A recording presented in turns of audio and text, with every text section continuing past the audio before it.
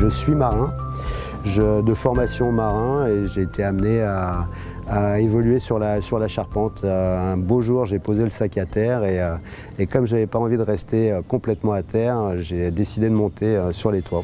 J'avais une petite idée de ce que je voulais faire et de reconstruire des bateaux en bois, oui, c'était l'idée il y a 3 ans, de ça, quand j'ai rencontré Pierre. Après, c'est un enchaînement, c'est moi, c'est Pierre, c'est Renaud y a participé également, c'est un ensemble. C'est une histoire de rencontre, une histoire d'homme et une histoire de rencontre, de passion commune, d'envie commune. C'est juste magnifique par les temps qui courent.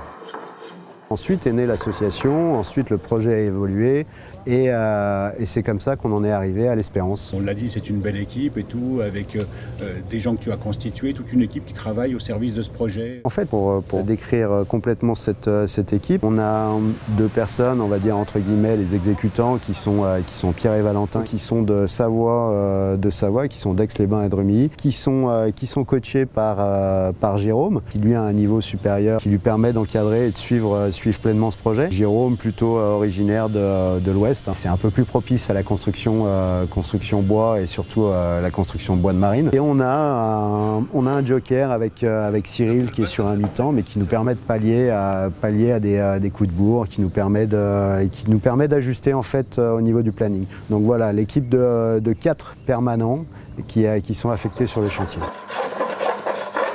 L'avancement du projet est maîtrisé.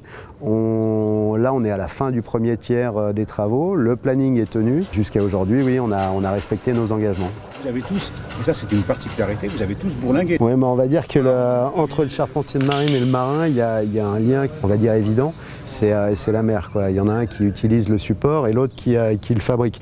Donc là, le lien est tout trouvé. Après, oui, tout le monde a son parcours, ce qui permet d'avoir une certaine ouverture d'esprit et d'arriver à ce genre de résultat. On est parti pour un bateau qui va tenir 100 ans. Je ne vais pas faire de pronostic sur la durée de vie du bateau, mais oui, on a une durée de vie très longue. Après, il faut savoir qu'à l'origine, ces bateaux, on était sur du consommable. Ils avaient une durée de vie très limitée. Donc là, on dépassera sans problème les 30 années. 30 années d'existence, avec des points qui ont été revus en cours de route, notamment au niveau du bordage, ce qui permet d'optimiser l'entretien, les réparations éventuelles et ce genre de choses. Donc oui, on s'inscrit sur la durée, ça sans aucun doute, et un très beau lien entre le passé, le patrimoine et les technologies modernes.